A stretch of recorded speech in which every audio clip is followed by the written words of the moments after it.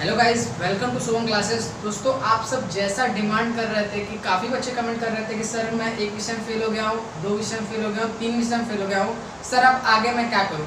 तो मैं आपसे एक बात क्लियर करना चाहता हूँ, रिजल्ट के बेसिस पर आप अपने आप को मत जज करिए, ठीक है। रिजल्ट बस इतना डिसाइड करता है कि आप उस टाइम पे कितना पढ़े थे, ठीक है।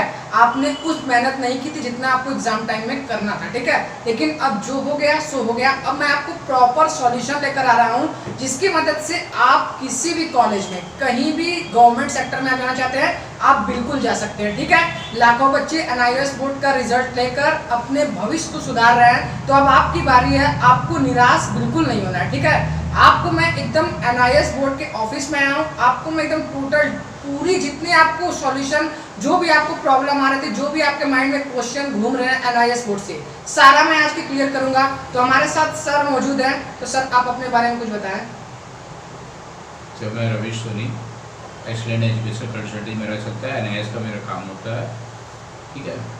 तो अब मैं आपको सबसे पहले 5-6 क्वेश्चन में आपके जो माइंड में जो बच्चे मुझे बताएं कि सर मेरे दिमाग में ये क्वेश्चन है, तो मैं सर से पुटअप करूंगा और सर आपको जवाब देंगे। आपको जो भी प्रॉब्लम रहेगी मैं डिस्क्रिप्शन में इनका नंबर दे दूंगा, आप टोटली इनसे एकदम खुले मन से जो पूछना चाहें पूछ सकते हैं। सर बिल्कुल जवाब देंगे शुभम क्लासेस के सभी स्टूडेंट्स को, ठीक है सर। तो सबसे पहले मैं आपसे सवाल ये पूछना चाहता हूँ सर कि एनआईएस बोर्ड की मान्यता कहाँ का है, क्योंकि बच्चे जब 10th 12th की बात आती है तो भविष्य की बात होती है, क्योंकि उनका करियर उसके बाद डिसाइड होता है, ठीक है। तो बात करेंगे सबसे पहले इसकी मान्यता कहाँ तक है, क्या क्या बच्चे कर सकते हैं, क्या वो सरकारी नौकरी कर सकते हैं, क्या वो ग्रेजुएशन में एडमिशन ले सकते हैं, क्या 10th की स्टूडेंट जो फेल है वो 11th में एडमिशन पा सकते हैं। तो सारा डाउट आप क्लियर कर दीजिए सर। पहला बात तो सर इसका 100% मान्यता है गवर्नमेंट जॉब में, और ये गवर्नमेंट बोर्ड है। अच्छा। इसको भारत सरकार द्वारा मान्यता दिया है। अच्छा। एक लिस्ट होता है कोप से, ऑल ओवर इंटरमीडिएट के लिस्टेड होते हैं। अच्छा। उसी का ये उसी लिस्ट में इनका भी नाम है। अच्छा। और नौकरी बात, आप इस मार्कशीट से आप कहीं पे भी जॉब कर सकते हैं, यहाँ तक कि government, private, army, anywhere you have to आप जॉब कर सकते हैं। मतलब आप कहने का सीधा सीधा मतलब है, आप गवर्नमेंट सेक्टर में जाना चाहते हैं, आप 12th के बाद कोई पुलिस की भर्ती देखना चाहते हैं, कोई भी ग्रेजुएशन कोर्स करना चाहते हैं, बीएचयू में एडमिशन लेना चाहते हैं, आप जेईई मेंस नीट कहीं भी एडमिशन लेना चाहते हैं, आप इस रिजल्ट के बेसिस पर आप एडमिशन पा सकते हैं। अब आपको सिर्फ करना है, मेहनत करना है। वो कैसे करना है आज की इस वीडियो में पूरा डिटेल से बताऊंगा, तो वीडियो पूरा अंत तक देख लेना, ठीक है। तो अब मैं आपसे सेकंड क्वेश्चन जो बच्चों के सामने आ रहा है कि सर सिलेबस क्या है, क्योंकि एग्जाम अब आने वाला बिल्कुल टाइम है, ठीक है। वो पेपर दे चुके हैं तो अब उनको सिलेबस भी पता रहना चाहिए, क्योंकि जो एग्जाम देना चाहते हैं बहुत जरूरी होता है बच्चों के लिए कि उन्हें सिलेबस पता रहे, क्योंकि सिलेबस पता रहेगा तो ही भी तैयारी कर पाएंगे, ठीक है सर। तो इसका सिलेबस मुझे बच्चों को बता रही है। सर इसका सिलेबस कोई डिफरेंट नहीं है, जो आप सीबीएसई पढ़ रहे हैं, यूपी पढ़ रहे हैं, सेम सिलेबस है। अच्छा, तो मोटी मोटा कहने का मतलब है सर का कि जो आप चैप्टर्स पढ़े हैं सिर्फ वही आपको करना है, ठीक है। मतलब आप रिवाइज करते चले, जो गलतियां आप इस बार के बोर्ड एग्जाम में कर चुके हैं वो ना दोहराएं, ठीक है। चैप्टर आपको वही है, बस आपको एग्जाम देना है। अब वो एग्जाम कब देना है, कितना फीस लगेगा, वो सारा कुछ मैं आपको डिटेल से बता रहा हूँ, ठीक है। तो सबसे पहले मैं आपसे सर ये पूछना चाहूंगा कि सिलेबस की बात हो गई, मान्यता की बात हो गई, ठीक है।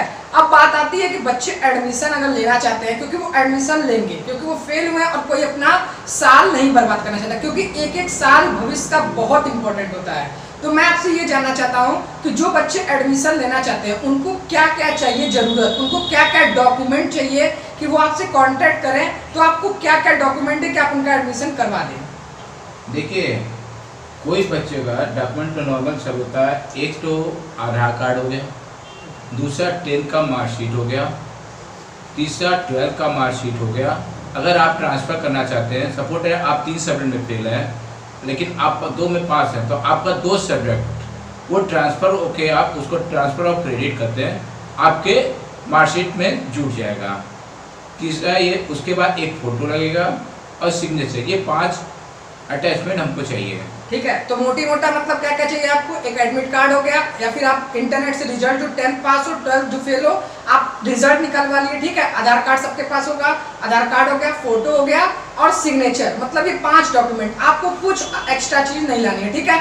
अब बात कर लेते हैं सर से कि लीगल फीस, मतलब सिर्फ एडमिशन कराने का वो कितना लगेगा, ठीक है, सिर्फ एडमिशन कराने का।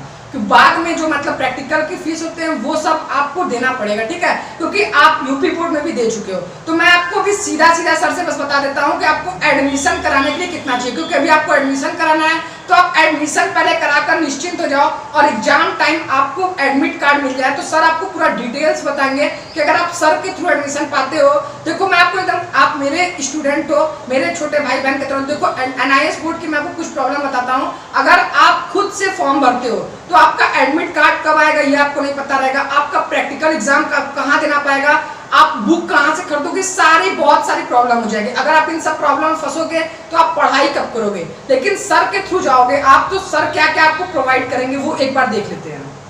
देखिए गवर्नमेंट फीस तो जो भी XYZ है बहुत मिनिमम फीस होता है। अच्छा। लेकिन प्रॉब्लम यहाँ पे ये आता है कि अभी मेरे पास कल एक बच्चा आया था। अच्छा। जो अपने से फॉर्म भरा था उसकी 2800 रुपये डूब गया।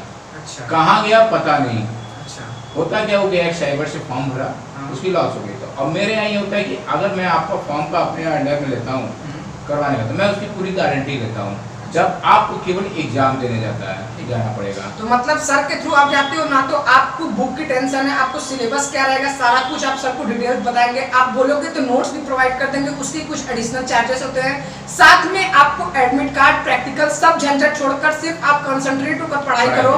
आप सिर्फ पढ़ाई करो, आप उनको, उन हेटर्स को जवाब दो जो आपको इस समय डिमोटिवेट कर रहे हैं। ठीक है, तो आपके पास जो भी टाइम बचा है आप सिर्फ पढ़ाई में मन लगाओ। एडमिशन कराकर आप पढ़ाई में, मेरा बस एक कहना आपसे है कि मेहनत इतनी खामोशी से करो कि सफलता शोर मचा दे। ठीक है, तो भाई लोग जितने लोग एडमिशन कराना चाहते हो सर से कांटेक्ट करो। तो अब बात हो गई, आपकी सारी डाउट क्लियर हो गए। जैसे कि फीस के बारे में आप पूछ रहे थे, अब आपको जो सबसे मेन इंपॉर्टेंट बात है कि आपको क्या पढ़ना है। ठीक है, इसका सिलेबस क्या होता है सर आपको बता देते हैं। मैंने बता दिया आपको NCERT के जो चैप्टर्स थे वही पढ़ने हैं, लेकिन आपको सर क्या एडिशनल आपको फीचर दे सकते हैं कि जैसे आपको पेपर हो गए पिछले साल के, नोट्स वगैरह। तो सर बता दीजिए आप क्या क्या, जो बच्चे आपके थ्रू एडमिशन पाते हैं उन्हें आप क्या क्या प्रोवाइड करेंगे। तो देखिए मेरे द्वारा एडिशनल जो उनको फीचर्स मिलेंगे, फायदे मिलेंगे, उनको मैं नोट्स अरेंज कर दूंगा। अच्छा। क्वेश्चन पेपर अरेंज करूँगा 3, 4, 5 साल का, कि उसी पेपर से क्वेश्चन राउंड अप करते हैं। अच्छा, मतलब रिपीट करते हैं। अच्छा। तो उसमें कुछ सेलेक्टेड क्वेश्चन भी हम बनाते हैं। अच्छा। वो बच्चों को देंगे। अच्छा। जरूरत पड़ा तो बच्चों को बुकलेट देंगे और क्लासेस भी अगर जरूरत पड़ेगा, अगर जो नियर अबाउट मेरे हैं उनको क्लासेस फैसिलिटी भी हम देते हैं। बिल्कुल।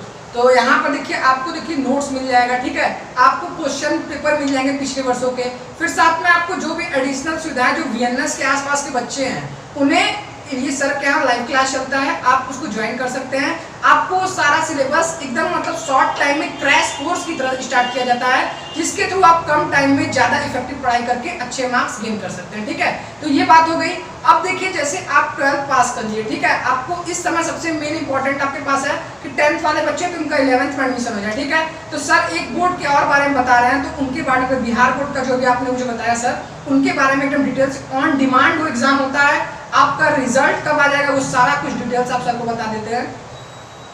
देखिए ऑन डिमांड NIS का एक पार्ट है। ऑन डिमांड उन बच्चों के लिए होता है जो बच्चे पढ़ने में तेज हैं, बैड लक से जैसे कि पेपर छूट गया या गलत कॉपी चेक हो गई, क्योंकि इसमें बहुत सारे केस हैं गलत कॉपी चेक की प्रॉब्लम क्रिएट हो रही है हर जगह बच्चों के साथ। अगर बच्चे को अपने पे कॉन्फिडेंस है तो लड़का एग्जाम दे के पास हो सकता है। उसका एग्जाम जून मंथ पे, नेक्स्ट मंथ पे पड़ेगा और उनको रिजल्ट करीब अगस्त सितंबर में उनको रिजल्ट मिल जाएगा। तो एक बात सबसे प्लस पॉइंट आपके लिए मैं बता दूं, अगर जो बच्चे चाहते हैं 1 महीने पढ़ाई करने के, ठीक है, तो जून में एक एग्जाम होगा, ऑन डिमांड एग्जाम उस नाम का नाम है, मतलब आपके कहने पर एग्जाम होगा। ठीक है, वो बोर्ड आप दे सकते हो एग्जाम, जून में आपका एग्जाम होगा, आपको अगस्त में रिजल्ट मिल जाएगा। अगस्त में अगर आप 10th में फेल हो तो 11th में कहीं भी स्कूल में एडमिशन पा सकते हो, आप ग्रेजुएशन में भी एडमिशन पा सकते हो। सर का खुद ग्रेजुएशन का चलता है, कितने यूनिवर्सिटी के थ्रू इनकी ज्वाइनिंग है, मतलब कि आप अगर BCA करना चाहते हो, BBA करना चाहते हो, BTech करना चाहते हो, व्हाटएवर यू वांट, ठीक है, आप साइंस स्ट्रीम से हो, बायो स्ट्रीम से हो, कॉमर्स स्ट्रीम से हो, आप जो करना चाहते हो सर आपको एक बार डिटेल्स बता देता है, आप बिल्कुल कर सकते हो। NIS बोर्ड के रिजल्ट के साथ कर सकते हो। आप 12th पास आउट हो गए हो, कम परसेंट से पास आउट हो तो भी आप ग्रेजुएशन में एडमिशन पाना चाहते हो तो सर के थ्रू आप ले सकते हो। तो सर आप बता दीजिए आप कौन कौन सी कोर्स में एडमिशन दिलवा सकते हैं और किन यूनिवर्सिटी में दिलवा सकते हैं। देखिए हमारे पास करीब 5-6 यूनिवर्सिटियाँ ऐसे हैं जिससे मैं टाई अप कर, मेरी अच्छी खासी उनसे लिंक और टाई अप है, जिसमें मैं एडमिशन करवा सकता हूँ।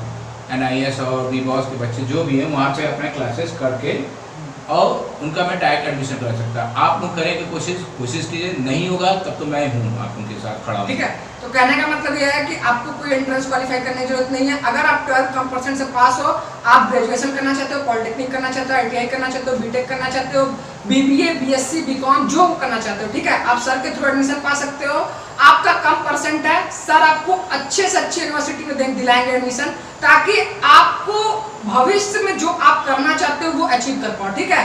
तो सर के मैं आपको बता दिया कि NIS बोर्ड में अगर आप एडमिशन लेना चाहते हो तो सर का नंबर दिया है, आप वहां से कांटेक्ट करिए। अगर आप वाराणसी के नियर अबाउट हो तो सर का क्लास भी चलता है, NIS बोर्ड के स्पेशली टीचर पढ़ाते हैं जो आपको कम टाइम में अच्छे मार्क्स दिलवा सकते हैं, ठीक है। अगर आप वाराणसी तो सर से जरूर कांटेक्ट करो। अगर आप कहीं और से हो, ठीक है, व्हाटएवर यूपी में आप कहीं से हो, तो आप सर के थ्रू ऑनलाइन फॉर्म भरवा सकते हो। आपके घर पर बुकलेट पहुंच जाएगा, एडमिट कार्ड पहुंच जाएगा, प्रैक्टिकल की कोई चिंता नहीं रहेगी, ठीक है।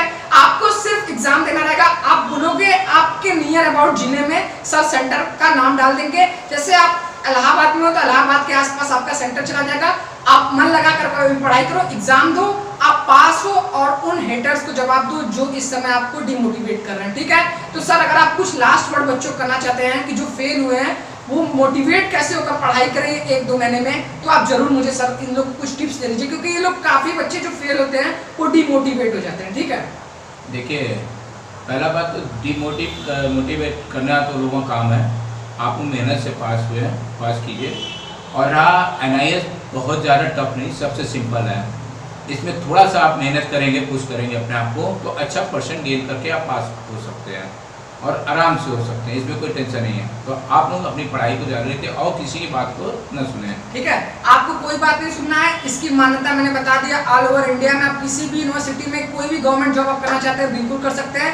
आप नेट पर सर्च कर सकते हैं। सर के कोचिंग का नाम एक बार बता दीजिए सर गूगल पे। मेरे कोचिंग का नाम एक्सीलेंट एजुकेशन कंसल्टेंसी है, जो कि सिगरा वाराणसी पे है, ठीक है। आप गूगल पे सर्च करेंगे, सर का आ जाएगा, वहां से भी आप कॉन्टेक्ट नंबर देख सकते हैं, नहीं तो मैं खुद दे दूंगा आपको डिस्क्रिप्शन में कॉन्टेक्ट नंबर।